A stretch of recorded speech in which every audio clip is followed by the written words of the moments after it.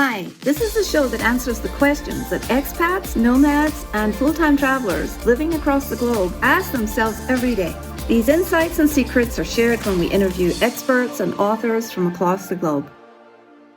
Hi, everybody, and welcome to this episode of Nomadic Diaries. It is so much fun and so exciting to be introducing you, our listeners, to my guest today, Koen Gomes. And Koen is a fellow who is based in the Netherlands, happens to be traveling and is, in his words, hungry for new international places. He has a fabulous story, and I hope that you will enjoy and benefit from the information and the inspiration that he shares.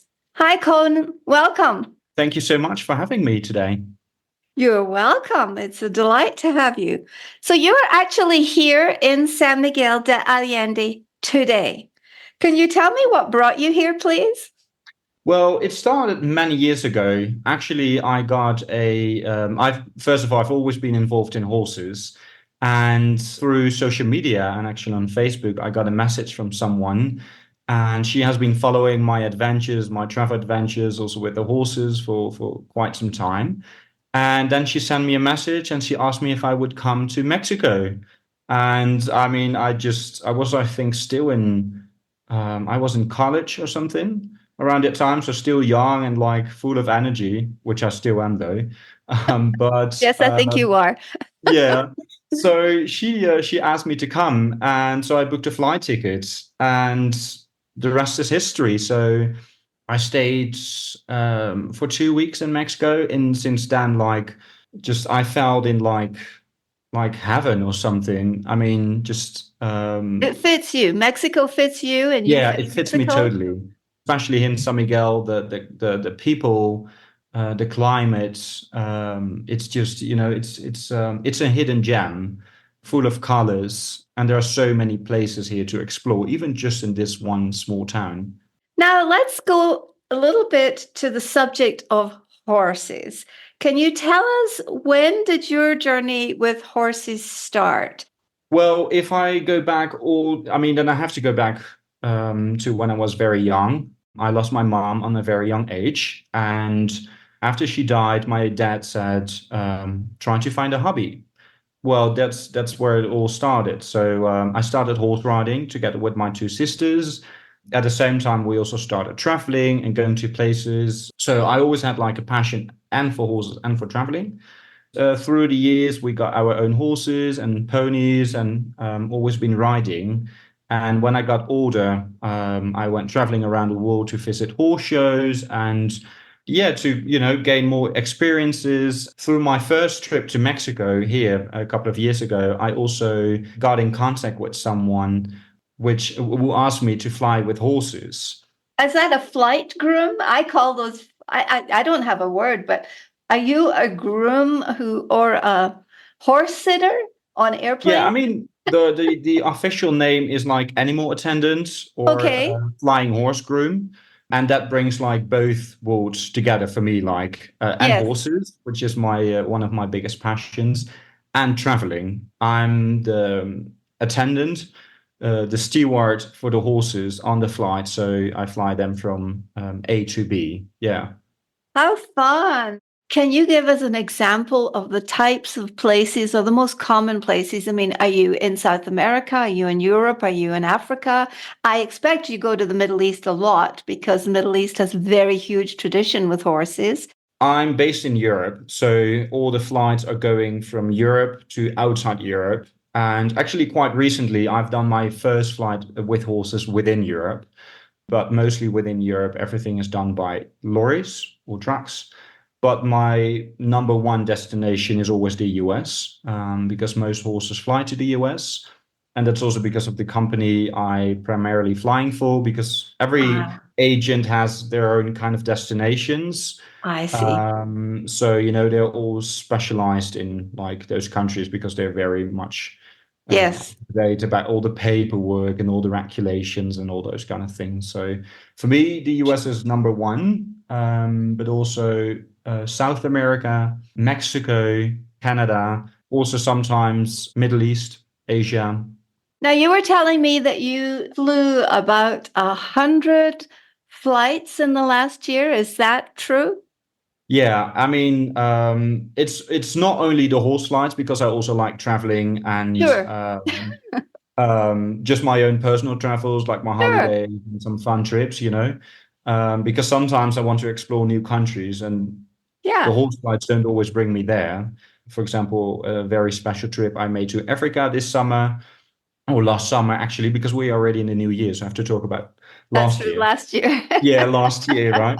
So those kind of trips are very like those are just holidays, but still very special to me. And I expect that that regenerates you enough that you want to continue traveling for work. So, because traveling for business or traveling for work is quite different. Can you tell us the difference that you experience between those two?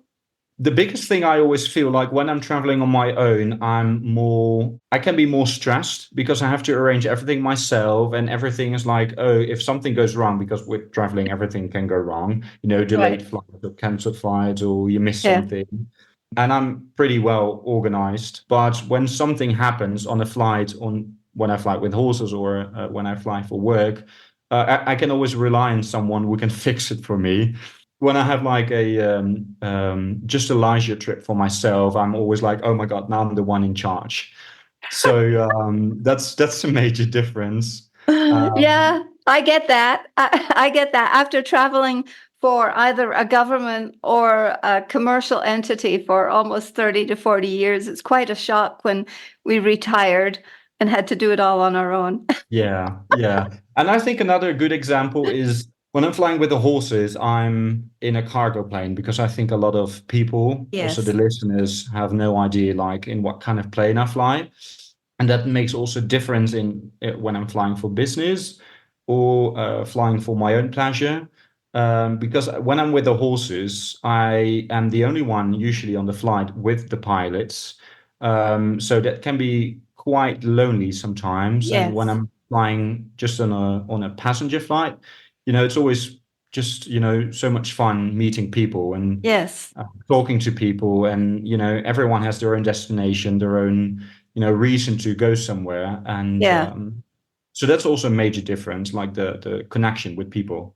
Yes. And you are a very social being naturally, I think. And so, Yeah, yeah, yes. yeah. So that's terrific.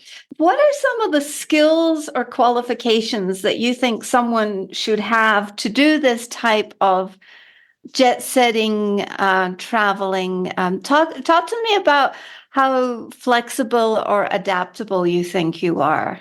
Well, I have to be very flexible and very adaptable in a lot of things, especially like, I mean, flying with the horses, that's like 1 week in advance. So this is very like short term. So it's like, oh, can you fly to New York in 5 days? Or can you fly next week to Kuwait or to Mexico or Hmm. to Hmm. Colombia or whatever destination? Can be quite last minute. But I think the most important thing to have, or the most important ability to have, is responsibility. I mean, just talking again about the flying with horses, you have live animals, and your responsibility is to bring them safely from A to B. And there's no one else to help you. So Yes. Wow. responsibility is very important. But yeah, now on the other hand, like traveling is just all about being well managed. And I've actually Yes. one rule. And if I have that, then I'm actually always safe. So this is like a What is lifesaver for the travelers. It's like something you need to have. If you have those 3 to 4 things, you're always safe. And that's ticket, money, passport, and your phone. So those are Yeah. four things. If you have Yes. that, you Yes. are good to go, especially your passport, but also, of course, yeah, your tickets, money. Right. I mean, the phone is extra. I mean, that's just to communicate, but So tell me about how you adapt to these different environments. So you've got your tickets, you've got your money, you've got your passport, got your phone, and off you go to somewhere perhaps that you've never been before. Are there some magical things that you do for yourself to take care of yourself when you arrive in these places? Or do you connect with people before you go? How do you cope with this, Koen? Well, safety during travel is always number one. And usually, Yes. I've met so many people around the world, which makes it so much easier. So when I go to a new destination, Mm-hmm. even though it's very last minute, I always do some quick research on the internet, like, okay, where I'm going to. Especially like I always do a little bit of research on the airport because that's the first place. And from the airport, you have your hotel, and those I always go from step to step. And so when I go from the airport, it's not like I'm arriving at the airport and I will see if I can get a taxi to my hotel where it is. I do You that do this in research advance. in Yes. advance. Good. So I'm a little bit prepared. And if Mm-hmm. I want to do something the next day, if I have time to, explore a little bit or see places, then I will do that later in my hotel. But Sure. the first thing is always, get the transportation and having all that managed. So yeah, that's how I usually start, especially in new countries and countries I've already been. That's like for me, like, And oh, I know what to do and I know what to expect. So yeah. One of the things that people come on here and that we interview a lot about, Koen, is how do you feel like you get to belong when you're visiting a place like that? Or what do you think is your best method for connecting with people? Because I think that so many of our listeners are traveling and many of them are nomadic, but we always get asked the question, or there's always a big conversation about how do you create this international tribe that you have? think that you always, I mean, that's something that helps me is that you always need to have something in common. And for Yes. me, that's horses, for example. Okay. Or maybe for the other one, if you're traveling, for example, you go to a music festival or whatever reason you're traveling to. But I think if you have Yes. something in common with someone, it's easier to connect. That makes it also so special. And if you have one connection, the other one has also connection, and that makes your whole network bigger. And that's how I expanded my network as well. And that's because of the horses. And sometimes you meet someone who has nothing to do with horses, but brings you a complete new different thing, and Right. that's the magic about it. So, and just talk, like someone sitting next to you in a chair, and sometimes you feel like that, oh, that person doesn't want to talk to me. Well, then you can leave it. But I believe in energy between people. So from a distance, you can always see if someone Uh, has like the same energy or like the same uh-huh. spot. And you're like, oh, well, a smell. Everyone understands a smell. So that's where it starts, I think. Excellent. Yeah, that's excellent. So, can you share a memorable experience or a little anecdote from your time spent over? Do you have a favorite story that you find yourself telling over and over again? Oh, good one. I mean, I've had so many experiences. That's actually one thing where I sometimes struggle with, and that's another interesting topic. This has nothing to do with like the horses, though. But when I started university in Atlanta, because I've done 1 year studying in Atlanta, Georgia, in the United States, and at that time, the war in Ukraine broke out. Mm-hmm. And they knew I was a European guy and I came from the Netherlands. Or, I Mm-hmm. mean, so far the people knew where the Netherlands was.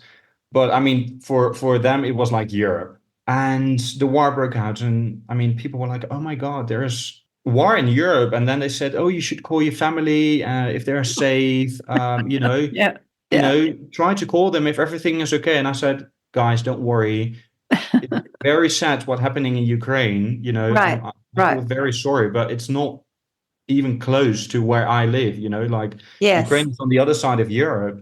And they said, no, no, no, it's in Europe. So, and I was like, there's I think a misperception of for them, like they think about Europe. So that's like one place in a whole. For me, it was difficult to understand. And that like, okay, they have a complete different image They have a different from, picture in their they have a different mental picture from the reality. Now, yeah, I'm from Scotland, so I'm also European, and I I thought that nothing could shock me after being associated with the US for 40 years, although I've Mhm. only lived there maybe 15 years. I continue to be shocked and dismayed sometimes by the lack of geography. I've come to understand that geography is not a value. Like, I don't know what you learned in the Netherlands, but in Scotland, we had to learn all the countries in the globe at one point, or most of the large ones, certainly all the Commonwealth and all the other countries that were associated with the UK. And we even learned all the states in the US at one point. So Right. I am always perplexed by, you didn't get that Scotland, Ireland, England, and Wales are four different countries under one republic? You didn't. Nobody told you that. So it's shocking to us, Yeah. but that's just a natural response. And I think in this day and age, it's up to us to be culturally competent and not put that down, but just go, that's interesting. And then launch into a little tiny bit of education. Because if you can educate people a little bit on what's true rather than what we believe is true or the stories we make up, that's how we connect the globe. No, I absolutely agree. And, I also talk from a very privileged position. Yes, That must be yes, said. When I was in even high school, I learned, I think, 5 different languages and a lot of yes. geography. And second of all, interest is also very important because I have also a lot of friends. We had the same education as me, but they are not very interested in, all those kind of things. They prefer like all inclusive somewhere. Um, I mean, I'm the Yeah. opposite because I go to the, let's call it some rough places or some places with like some more Yes. adventure. But on the other hand, you can't blame them. That's also part of the education. Nowadays, we have access to the whole world through internet. I have been raised with the idea that if you want to find out something, I mean, of course, you have the internet, but if you really want to know it or you really want to see something, Hmm.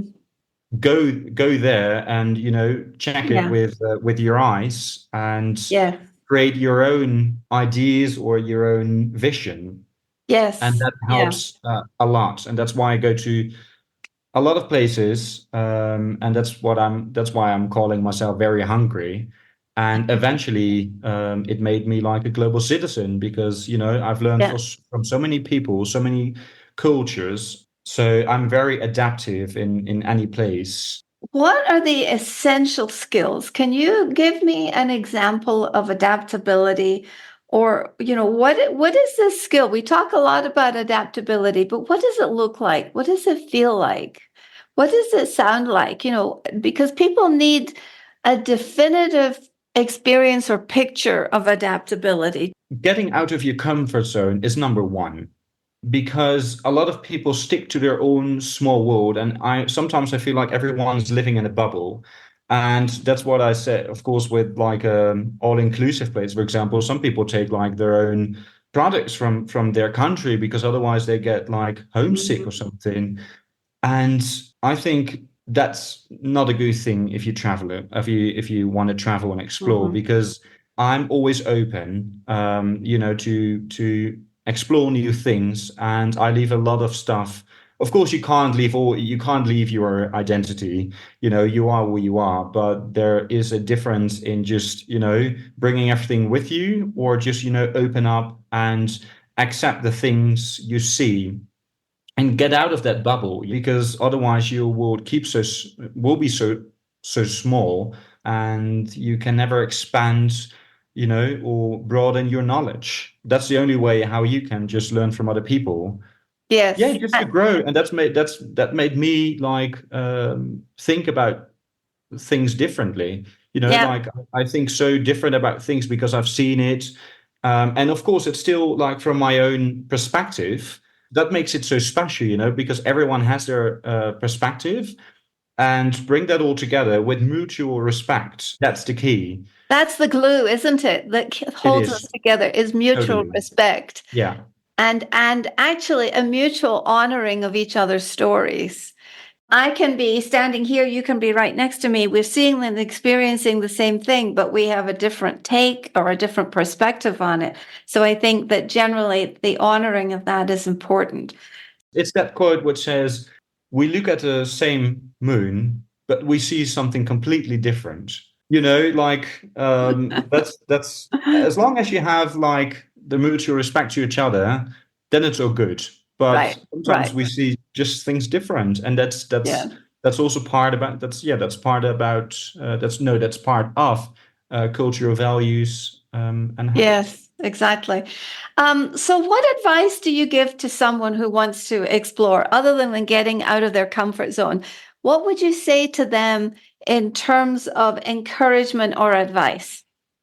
A very hard question, because when I'm thinking about this question, I look to my friends who want to travel but sometimes don't have the ability, and I'm thinking about what I would tell them. I think the an advice is you don't always have to go far to explore new places, and I mean we are both European, so we had a luxury, to go to drive to another country, like within 4 hours drive from where I Yes, live. yes. I mean, I can I have could, lunch in Paris, yes.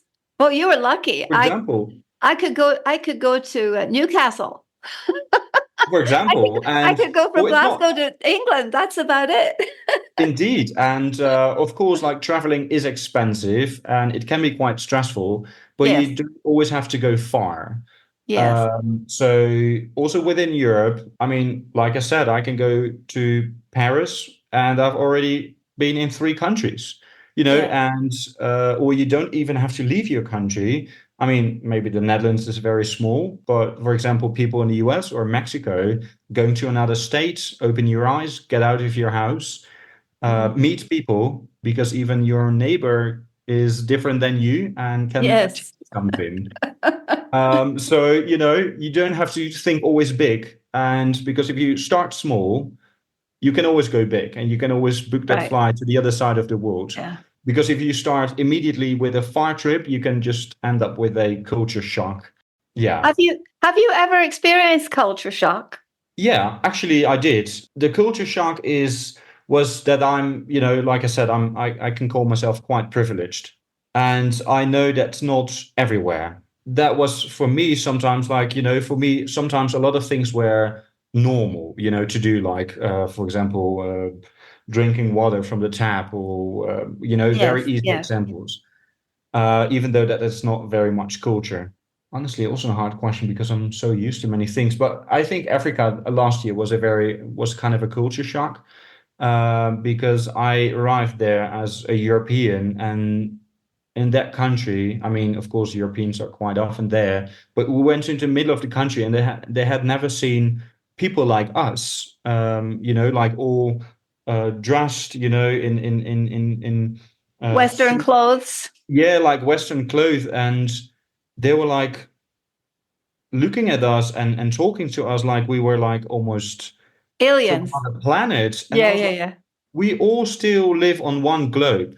That was for me something like, ooh, I'm on a different place, and these Yes. people have never seen someone like me. Yeah. So where were you in Africa? I was in Kenya and Tanzania Oh, last year. okay. And Yes. it's not like, it's not that they have never seen, especially like I think it's a very popular country, but we Sure. were very much land inwards, Yes. very much into like local small villages. Right. Like up to the Maasai or up to Yeah. the Mara, Oh, somewhere even like more that. north, like in the middle of the country. Yes. Um, yeah, that was kind of a culture shock for me, even though I'd been in Africa Yeah, before. it's an odd experience, isn't it? That brings up for me the time that when we were living in Japan, we took a trip to another part of Japan where they didn't have many, what did they call us? Gaijin, and that's round eyes. That's the word for round-eyed people. I remember for breakfast, they went out and they bought us a loaf of white bread, and then they had a toaster and they presented us with the toaster and the bread for breakfast because they had heard this is what Gaijin liked or wanted. And for me, that was very, because most of Japan, there's been lots and lots of foreigners there over the years. But for me, I got such a kick out of that. And I am very used to culture shock because I've experienced it in multiple countries many times, either way out in the desert with the nomads in Saudi Arabia or in the jungle with the pygmies in Cameroon, in the far reaches of Japan. And it's an odd sensation. I think allowing ourselves to be trained to be sensitive to their response to us, requires a lot of presence. It requires a lot of mindfulness. And so I really empathize with your trip into the middle of Kenya and Tanzania. I can only imagine what that felt Yeah. like. Yeah. And it was not only that trip. I mean, last year, no, it was also after my travels, after my year abroad in Atlanta. I went to Panama, I went to Argentina, Brazil, Uruguay, Paraguay, and last year I went to Chile and Peru. And it's not always about like, and that's what I like about traveling. It's not always about, mostly it's about people and cultures, but for me, it's also about nature. What has that country to offer? I mean, for example, Africa last year, I mean, they have a beautiful nature.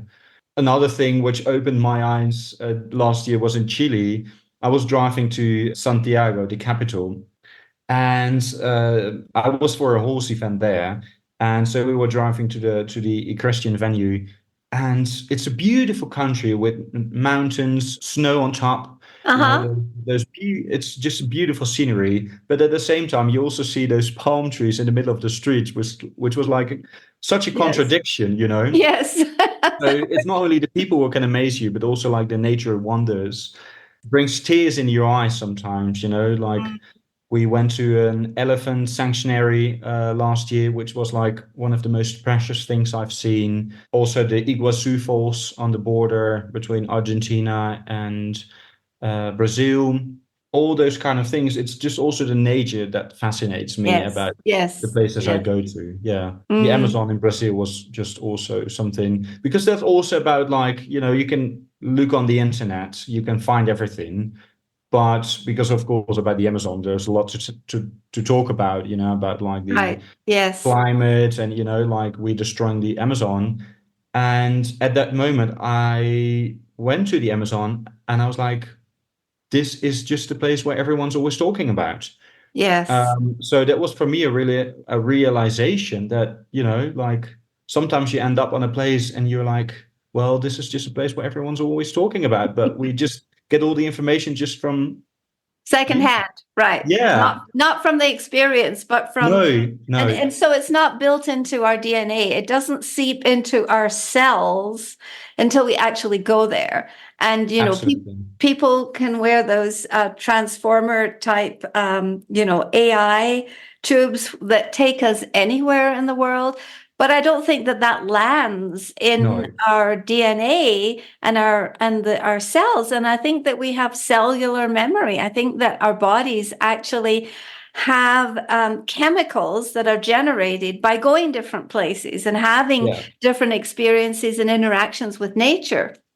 absolutely. And I mean, for example, you can have AI and that would make traveling a lot of easier for people, but I mean, you're still in your chair, you know, while Yeah. you're Yes. exploring places. But the winds and I mean, just the air and the vibration of the place where you are, it's something else. I mean, AI can never replace that.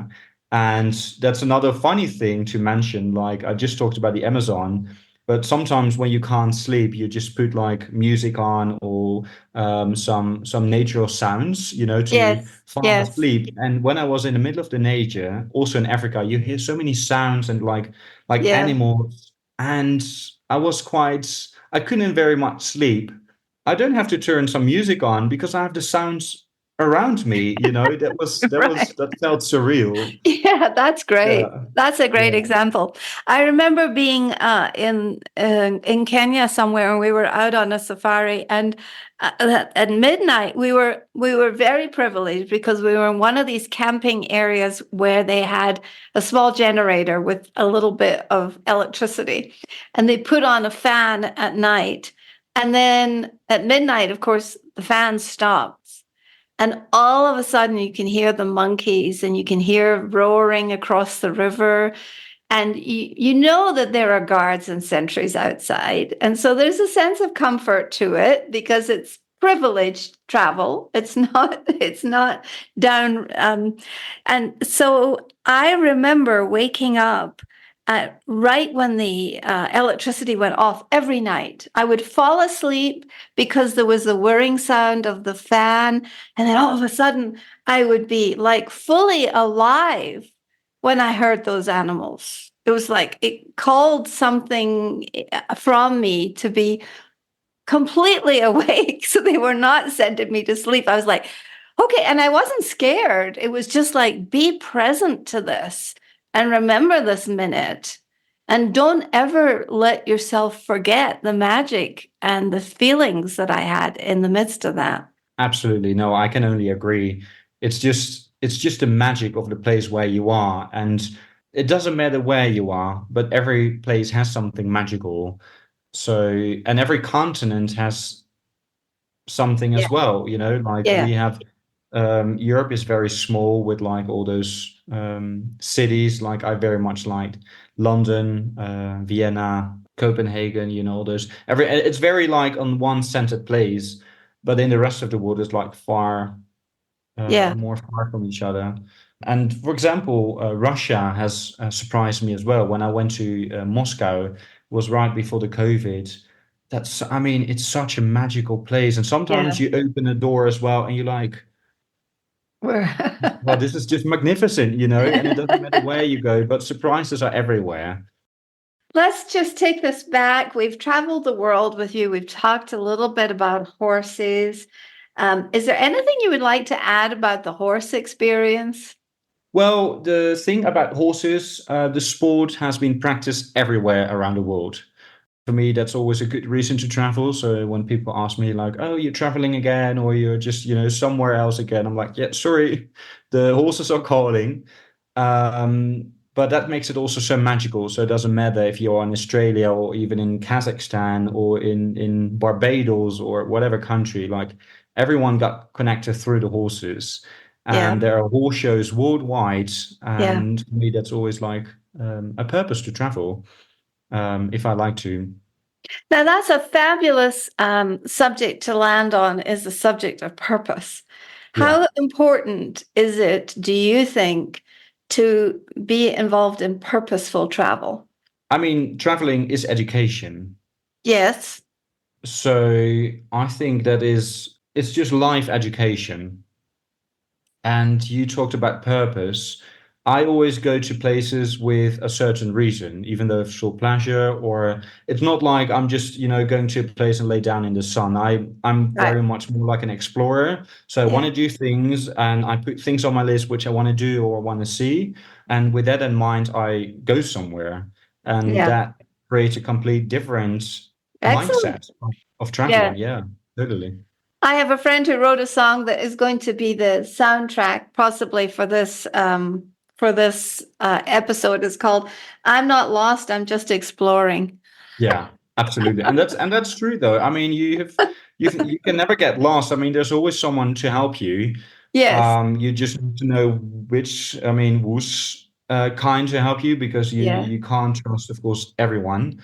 But yeah, I mean, you get never lost because we are all human beings and we are all on this planet to help each other and to be there for each other. So even if you get lost somewhere, there's always someone who can help you, and even though the nature can help you. Exactly. Well, this has been a wonderful conversation, Koen, and we are very, very grateful for this. I just like to wrap it up with this quote by Kofi Annan, who used to be the head of the United Nations. And he said, we may have different religions, different languages, different colored skin, but we all belong to one human race. And I think that this conversation with you in San Miguel has really demonstrated that. So will you be coming back to San Miguel de Allende? And when can we expect to follow up on your next adventure? Oh, well, I'm actually flying back to the Netherlands next week again. For me, San Miguel is a forever home. So I would definitely find my way back again very soon. Now we are beginning of the year. I feel very excited for all those trips coming up this year. And for the horses, the Olympic Games is very exciting. Oh, But that's yeah. as a sports event. But I've also planned, traveling back to the US, of course, and Saudi Arabia, some Middle East countries. Tell me, remind us, please, where and when are the Olympic Games, please? The Olympic Games are in Paris this year, in 2024. And I don't have the exact dates, but it's around the end of July, beginning of August. July and August. So look out, Yeah, it's people. just a beautiful time in Europe. I mean, if you want to go to Europe, I mean, summer is the place to be. Or in summer, Europe is the place to be. Yeah, yeah, that's Wonderful. a very exciting event coming up this year. Well, that's Absolutely. exciting. Well, it'll be exciting for us when you return to San Miguel and share your next adventures. And I would just like to say thank you so much for sharing your experience of traveling, your very pragmatic ideas and strategies for people. Is there any message you would like to leave our listeners with today? Well, keep exploring. That's the only thing I can just say, just like we talked about, just get out of that bubble. You don't have to go far.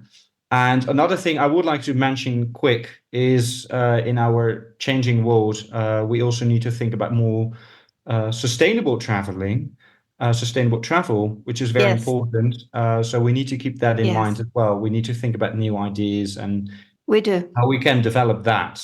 So those are all kind of things like, open up, get to new places, talk to people, and you never know who you will meet on a place somewhere. So, and keep enjoying it. It's the most beautiful thing there is and the most precious thing there is. So, yeah. So thank you, Koen, for joining us today on this episode of Nomadic Diaries. And listeners, wherever you are, please, you can go to our website, which is www.nomadicdiaries.com, to listen to this episode with Koen. And you can also find us on Spotify and Google Podcasts and most of the podcasting websites. So we look forward to hearing from you. And if there's a subject you would love for us to address, please reach out to nomadicdiaries.com and leave us a message. Wherever you are, sayonara and hasta luego. Bye-bye.